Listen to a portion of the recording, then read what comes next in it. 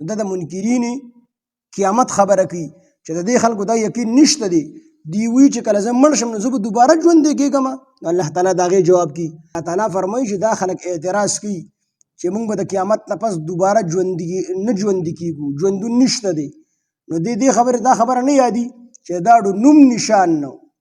نو الله تعالی وي ما پیدا کو، چې په ډومبي ځل ما ته پیدا کول اسانو، نو انساني ذهن مطابق په دویمه پیره خو پیدا کول په طریق اولا آسان دی. الله تعالی ته خو دواړه برابر دي، خو د انساني ذهن خبره کوي چې الله تعالی د انسان د نشتګو د هیڅ شی نه الله تعالی پیدا کو، دوباره پیدا کول ګران دي، دا خو آسان دی الله تعالی ته.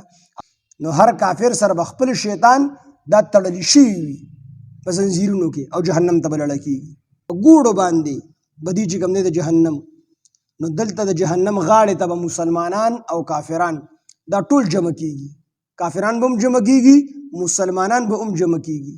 نو دا جهنم به مسلمانان هم ویني او کافران به هم ویني، خو کافران به ورته ورداخلیږي، مسلمانان به د الله تعالی ساتي. بعضې مسلمانان به د ګناهونو د وجې به لړ شي او همیشه دپاره نشي تللی، نو دوی به وویني.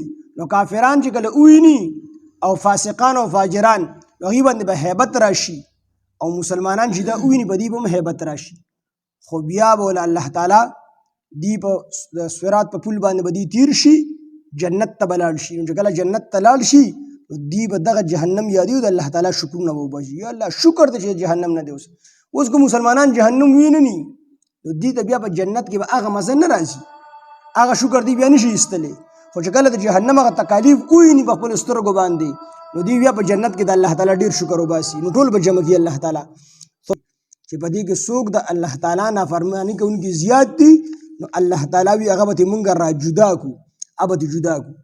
کافرانو کې چې کوم زیات د هغې ګناهونه زیات وي، د هغې کفر او شرک زیات وي، نو الله تعالی وي هغه مونږ ته معلوم دي، هغه به مونږ چې کوم دی ډومبې ور داخل کړو، او چې د هغې نه لږ کم کافران دي، مطلب د هغې کفر لږ کم دی د هغې نه، هغه به ورپسې بیا ورپسې الله ټول مونږ ته معلوم دي. خو چې کم مقدم دي او د دې کفر ډېر زیات دی، نو هغه به ډومبې ور داخل کړو، بیا به نمبر په نمبر یو ډله چې کوم دی الله تعالی یې مونږ ور داخلو.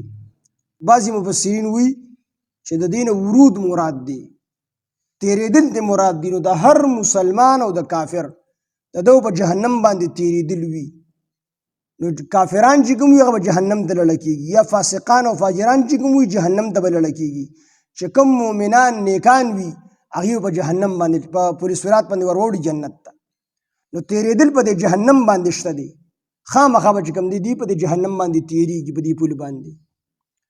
بلکې روایتو کې راځي چې بعضې خلک هغوی به چې کوم دی په ګوډو باندې روان وي، داسې غورځېدو یره به ورسره پیدا شي، بیا به راوچت شي، بیا داسې ډېر په تکلیف باندې به ځي. بعضې مؤمنان به داسې چې هغوی ته به پل صراط باندې د سترګې په رب برابر به چې کوم دی تېر شي. نو د هر سړي د عمل مناسب دی او په صراط باندې تېرېږي. نو هر انسان دا به جهنم باندې تېرېږي. او بعضې مفسرین وایي چې دلته د ورود معنی دخول لا داخلېدل دي جهنم ته. نو که دا معنی مراد واخیستلی شي نو بیا به مراد ده چې هر سړی به جهنم ته داخلېږي. خو مسلمانان مؤمنان نیکان هغوی دپاره به الله تعالی دا اور بردن او سلامن کي، څنګه چې د ابراهیم علیه السلام دپاره بردن او سلامن کړی وو چې هغه باندې هېڅ قسم اثر نه وشوي د هغه اور. نو دقه شان دی به اور سوځي نه او تیر بشي جنت ته به لاړ شي، او هلته به د الله تعالی شکرونه وباسي، یا الله تعالی ستا شکر دی چې د جهنم نه د همیشه دپاره وباسلم. نو چې داخل شو یا چې کوم دی تیر شو په جهنم باندې، نو په دې کې خو بعضې مسلمانان هم تلي وي. نو الله تعالی وایي چې د مسلمانانو او د کافرانو مسله به یو شانتي نه وي، چې ایمان یې د ځان سره د ذرې برابر وړی دی، نو د ده معامله او د یو کافر معامله دا به یو شانتي نه وي.